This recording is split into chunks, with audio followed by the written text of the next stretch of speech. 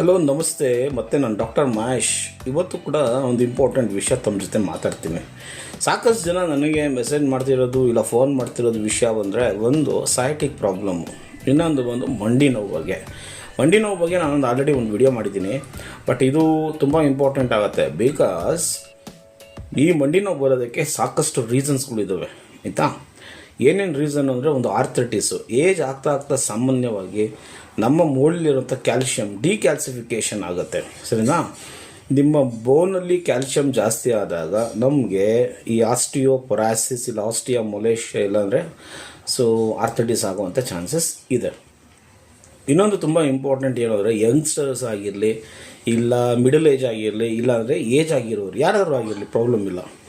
ಅವ್ರಿಗೆ ಏನು ಪ್ರಾಬ್ಲಮ್ ಆಗುತ್ತೆ ಅಂದರೆ ಒಂದೊಂದು ಸರಿ ಏನಾದರೂ ಮೆಟ್ಲಿಂದ ಇಳಿಬೇಕಾದ್ರೆ ಸ್ಕಿಡ್ ಆಗಿ ಇಲ್ಲ ಜಾರಿ ಸ್ಕಿಡ್ ಆಗಿಬಿಟ್ಟು ಕಾಲಿಯರ್ ಟ್ವಿಸ್ಟ್ ಆದರೆ ಆಕ್ಸಿಡೆಂಟ್ ಆಗಿ ಟ್ವಿಸ್ಟ್ ಆಯಿತು ಅಂದರೆ ಸ್ಪೋರ್ಟ್ಸ್ ಮನ್ಗಳಿಗೆ ಕಾಲಲ್ಲಿ ಏನಾದರೂ ಪೇಯ್ನ್ ಆದರೆ ನೋವಾದರೆ ಮೋಸ್ಟ್ ಪ್ರಾಬಬಲಾಗಿ ಅವ್ರಿಗೆ ಏನಾಗಿರುತ್ತೆ ಸ್ಕಿಡ್ ಆಗಿ ಇಲ್ಲಾಂದರೆ ಫ್ರ್ಯಾಕ್ಚರ್ ಆಗಿ ಈ ಥರದ ಏನಾದರೂ ಒಂದು ಪ್ರಾಬ್ಲಮ್ಸ್ ಇರುತ್ತೆ.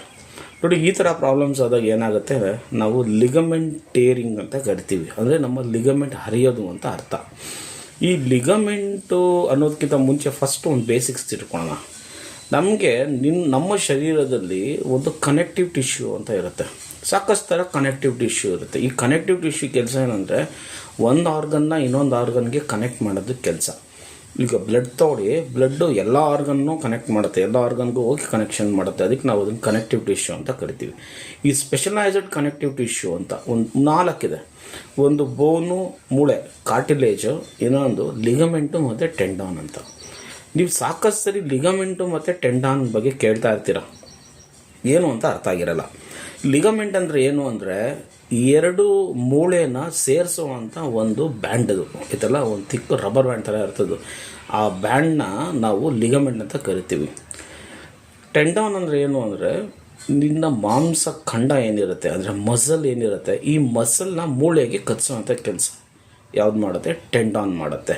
ಈಗ ನಾವು ಲಿಗಮೆಂಟ್ ಬಗ್ಗೆ ಮಾತಾಡೋಣ. ನೋಡಿ, ನಮ್ಮ ಮಂಡಿ ಮೂಳೆಯಲ್ಲಿ 4 ಥರ ಲಿಗಮೆಂಟ್ ಇದೆ. ಮೇಯ್ನು ನಾವು 2 ಕ್ಲಾಸಿಫಿಕೇಷನ್ ಮಾಡ್ತೀವಿ. ಒಂದು ಕ್ರೂಷಿಯೇಟ್ ಲಿಗಮೆಂಟ್ ಅಂತ, ಇನ್ನೊಂದು ಕೊಲ್ಯಾಟ್ರಲ್ ಲಿಗಮೆಂಟ್ ಅಂತ. ಈ ಕ್ರೂಷಿಯೇಟ್ ಲಿಗಮೆಂಟಲ್ಲಿ ಮತ್ತೆ 2 ಥರ ಇದೆ. ಸರಿನಾ? ಒಂದು ಆ್ಯಂಟೀರಿಯರ್ ಕ್ರೂಷಿಯೇಟ್ ಲಿಗಮೆಂಟು ಅಂದರೆ ಮುಂಭಾಗ, ಇನ್ನೊಂದು ಪೋಸ್ಟೀರಿಯರ್ ಕ್ರೂಷಿಯೇಟ್ ಲಿಗಮೆಂಟ್ ಅಂತ ಕರಿತೀವಿ, ಹಿಂಭಾಗದಲ್ಲಿರುವಂಥದ್ದು.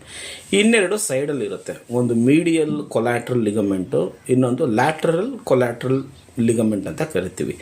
ಅದನ್ನು ನಾನೀಗ ಆ್ಯಕ್ಚುಲಿ ನಿಮಗೆ ಪ್ರಾಕ್ಟಿಕಲಾಗಿ ನನ್ನದೇ ಮಂಡಿ ಚಿಪ್ ಏನಿದೆ, ಮಂಡಿ ಮೂಳೆ ಏನಿದೆ, ಈ ಮಂಡಿ ಮೂಳೆ ನಂದೇ ತೋರಿಸ್ತೀನಿ. ಅರ್ಥ ಇದೆಲ್ಲ ನಿಮ್ಗೆ ನೀಟಾಗಿ ಅರ್ಥ ಆಗುತ್ತೆ. ಇದು ಏನು ಕೆಲಸ ಮಾಡುತ್ತೆ, ಇದು ಟೇರಿಂಗ್ ಆದಾಗ ನಮ್ಗೆ ಏನೇನು ಪ್ರಾಬ್ಲಮ್ ಆಗುತ್ತೆ, ಒಂದು ಪ್ರಾಬ್ಲಮ್ ಆದಾಗ ನಾವೇನು ಮಾಡಬೇಕು, ಈ ಲಿಗಮೆಂಟು ನ್ಯಾಚುರಲಾಗಿ ವಾಸಿ ಆಗುತ್ತಾ, ವಾಸಿ ಆಗಿಲ್ಲ ಅಂದರೆ ಇಲ್ಲಾಂದರೆ ಟೇರಿಂಗ್ ಆದರೆ ನಾವು ಸರ್ಜರಿನೇ ಮಾಡಿಸ್ಬೇಕಾ ಅನ್ನೋಷ್ಟು ಕ್ವಶನ್ಸ್ ಇದೆ. ಮತ್ತು ಈ ಲಿಗಮೆಂಟ್ ಟೇರ್ ಆದರೆ ಯಾವ ಗ್ರೇಡಲ್ಲಿ ಟೇರಿಂಗ್ ಆಯಿತು ಅಂದರೆ ವಾಸಿ ಆಗುತ್ತೆ, ಇಲ್ಲಾಂದರೆ ಯಾವ ಗ್ರೇಡಲ್ಲಿದ್ದಾಗ ನಾವು ಆಪ್ರೇಷನ್ ಮಾಡಿಸ್ಕೊಬೇಕು.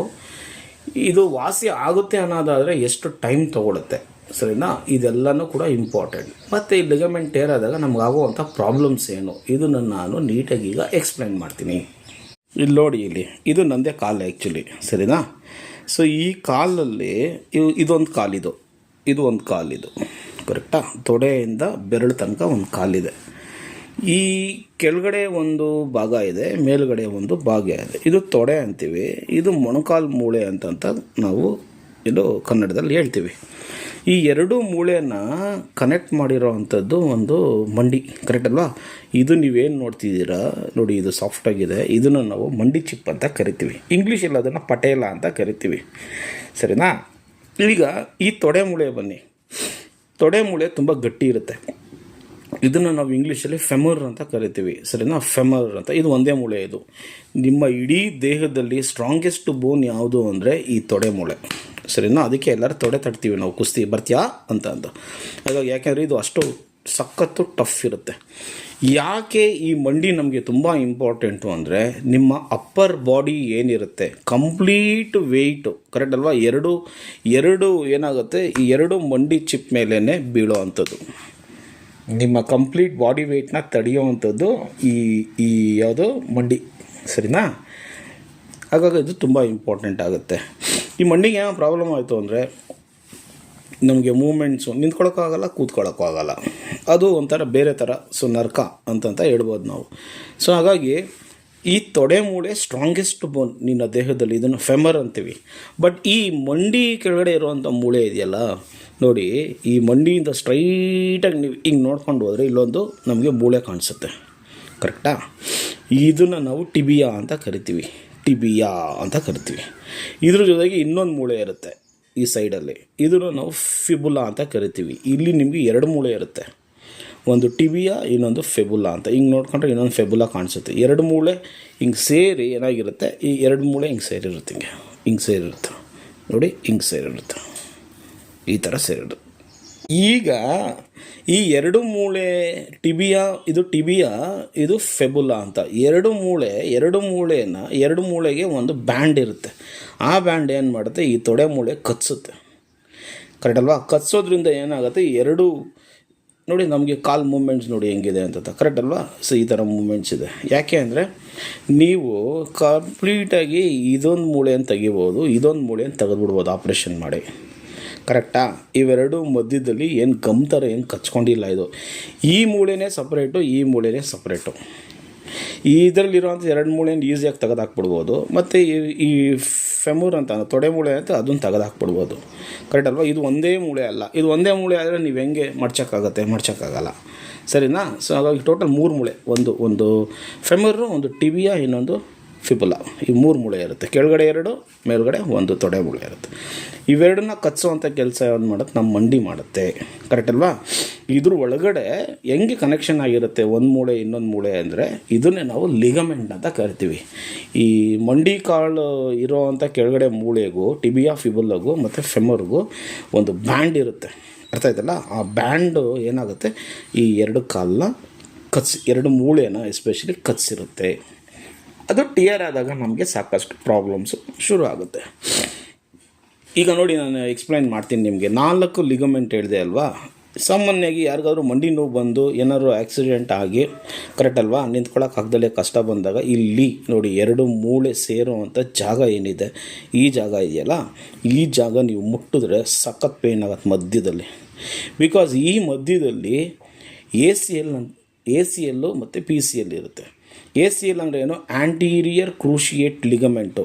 ಕ್ರೂಷಿಯೇಟ್ ಅಂದರೆ ಕ್ರಾಸ್ ಆಗಿರುತ್ತೆ, ಹಿಂಗೆ, ಅರ್ಥ ಆಯ್ತಲ್ಲ? ಇದ್ರ ಒಳಗಡೆ ಈ ಮಂಡಿ ಮೂಳೆ ಒಳಗಡೆ ಏನಾಗುತ್ತೆ, ಒಂದು ಲಿಗಮೆಂಟು ಎಲ್ಲಿಂದ ಎಲ್ಲಿಗೆ, ಈ ಟಿಬಿಯಾಯಿಂದ ಫೆಮರ್ಗೆ ಕಚ್ಚಿರುತ್ತೆ, ಹಿಂಗೆ, ಕರೆಕ್ಟಾ? ಹಿಂಗೆ ಕಚ್ಚಿರುತ್ತೆ. ಇನ್ನೊಂದು PCL ಅಂತ, ಪೋಸ್ಟೀರಿಯರ್ ಕ್ರೂಷಿಯೇಟ್ ಲಿಗಮೆಂಟ್ ಅಂತ. ನೋಡಿ, ಈ ಲಿಗಮೆಂಟ್ ಮುಂದೆಯಿಂದ ದಟ್ ಅಂದರೆ ಈ ಮೂಳೆ ಏನಿರುತ್ತೆ, ಟಿಬಿಯಾಯಿಂದ ಹಿಂದೆಯಿಂದ ಏನಾಗುತ್ತೆ, ಈ ಫೆಮರ್ ಮುಂದೆ ಕಚ್ಚಿರುತ್ತೆ. ಅದನ್ನು ನಾವು ಆ್ಯಂಟೀರಿಯರ್ ಕ್ರೂಷಿಯೇಟ್ ಲಿಗಮೆಂಟ್ ಅಂತ ಅಂತೀವಿ. ಈ ಫೆಮರ್ ಹಿಂದೆಯಿಂದ ಟಿಬಿಯಾ ಮುಂದೆ ಏನಾಗುತ್ತೆ, ಇನ್ನೊಂದು ಲಿಗಮೆಂಟ್ ಕಚ್ಚಿರುತ್ತೆ. ಇಷ್ಟು ಹೇಳ್ಬೋದು. ಈ 2 ಮೂಳೆನ ಒಂದಕ್ಕೊಂದು ಕನೆಕ್ಟ್ ಮಾಡಿರುವಂಥದ್ದು ಯಾರು ಅಂದರೆ ACL ಮತ್ತು PCL, ಆ್ಯಂಟೀರಿಯರ್ ಕ್ರೂಷಿಯೇಟ್ ಲಿಗಮೆಂಟು ಮತ್ತು ಪೋಸ್ಟೀರಿಯರ್ ಹಿಂದೆ ಇರುತ್ತೆ, ಹಿಂದೆ. ಇದು ಆ್ಯಂಟೀರಿಯರು, ಇದು ಪೋಸ್ಟೀರಿಯರ್ ಅಂತ ಕರಿತೀವಿ. Posterior cruciate ligament. ಈ 2 ಲಿಗಮೆಂಟ್ಸು ಮಂಡಿ ಮೂಳೆಯನ್ನು ಮತ್ತು ತೊಡೆ ಮೂಳೆನ ಕಚ್ಸುವಂಥ ಕೆಲಸ, ಕರೆಕ್ಟಲ್ಲ, ಮಾಡುತ್ತೆ.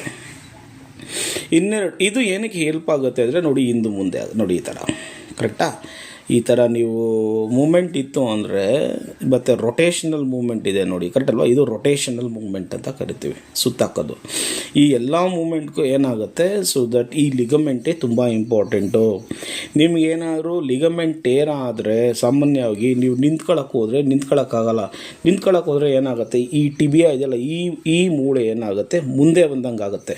ಜರ್ಕ್ ಕೊಡ್ದಂಗೆ ರಪ್ಪಂದು ಬಿದ್ದೋಗ್ಬಿಡ್ತೀವಿ ನಾವು, ಸರಿನಾ? ಇದು ಮುಂದೆ ಬರಬಾರ್ದು, ಇದು ಕರೆಕ್ಟ್ ಅಲ್ವಾ?